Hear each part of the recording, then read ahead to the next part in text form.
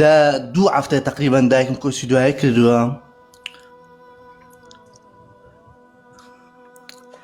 ئەو جەبا بڵێن باسی وەی دەکەن کە دەبی نازە ساڵێک نانی بدەی و نەزانم چەو شتێ شەرعیە دابوونەریتە عادەت و تەقالیدە چیەوە.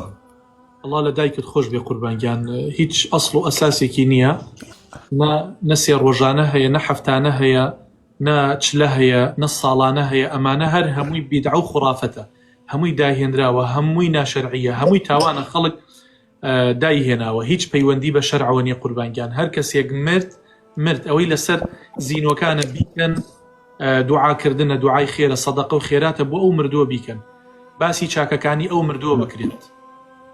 ئیتر ئەمانی ترکەوە ئێستا ئەکرێت باوەڕتە بێت لەم شارەیە، بیلئەخەس ئەم شارە من باسەکەم باشە، یعنی بۆ نمونە ئەگەر هەفتانە کە هەفتەی مردووەکە دیە ئەوە سێ ڕۆژە هیچ. ئەگەر ئەو خزم و کەسوکارە نەڕوا بۆ سەر قەبرستانی تر لێ عاجزە بن، بۆ هێر قسەی لەگەڵانەکەن، ئەڵێ گوێی نەدا بە ئێمە و چۆن بڵێ لەگەڵ خەم و پەژاری ئێمەیان نەبوو، هەفتەکەش ڕەبێ بێتەوە ئەنجا چلەی بچێ بە هەمان شێوە بێ بڕۆن گشتیان بۆ قەبرستان بڕۆن. ئەیترە بێت تۆوازە ئیش و کار و مەسلحەت و هەموو شتێک بێنی، ئەگەر وانە بێ سەلامت لێ ناکەن، خزمایەتی و ئەوە نامێنێت. ئینجا ساڵانە باشە کە ساڵێک تەواوی تر دەڵێن ساڵیادی مردنیەتی، بێ ساڵیادی ئەم هەموو خزم و کەسوکارە گشتی هەمووی ئەڕوا بۆ سەرەوە قەبرستانەوەی تر هەر جۆرە و ئافرەتێ بە شێوازی خۆی گۆڕیوە. ئەگەر نەچن طبعا نەڵێنەوە ئەو خزمە حسابی بۆمان نەکرد و دیارە پێی خۆشەخ ئێمە ئەوها لێمان قەوماوە و ئەو کەسەمان لێ مردووە. برام ئەمانە هەمووی ناشەرعیە، ئەبێ لەخوا بترسن.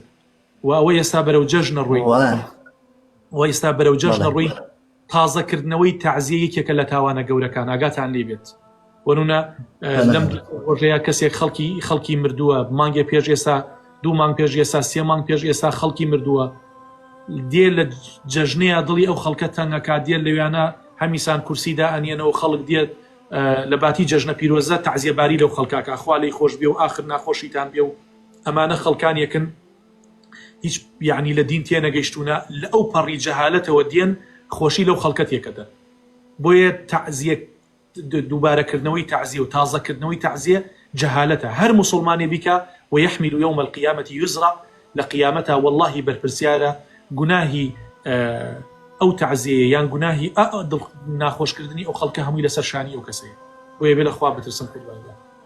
خوا پەنامان بدە لە شەڕ شتان. وەڵی زۆر دەیان پرسی دەیانگۆ خواردنی دەبێ ڕۆژانە بەنیا خوددایانگۆ با بڵێن ئەمە 2 نەفەری لەما ئەمن و خوشکەکەمین ناکرێش هەموو جەم هەستین شوەشی چاکەین و ئەو جدایان گۆ نادەبێ ئەرزاق بێ. گوتمە شتیوان با بڵێ ئەوەندەی لە خودبەشت و لە ڤیدیۆ و تیکتۆک و لە مەلایان جێم لێ نەبووە کە لە با بڵێن لە تیکتۆک جێ لە مەلا و حەدیث و شتیوا دەگرم.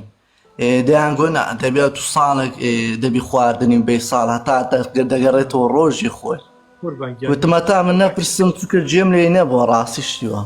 هیچ ئەسڵێکی نییە براشرینەکەم، خوای گەورە لە دایکت خۆش بێ، خوای گەورە کار بۆ خوش ئامین. دوعای لۆ بکەن، دوعامانش لۆ بکەن، دوعاتان بۆکەین خوای گەورە هاوسەرێکی باش و سپاس دار بکا بە قسمەتی جەنابت و خوشکەکەشت بە ڕوسپێتی بڕاتە ڕێگای خۆی یا ڕەب العالەمین.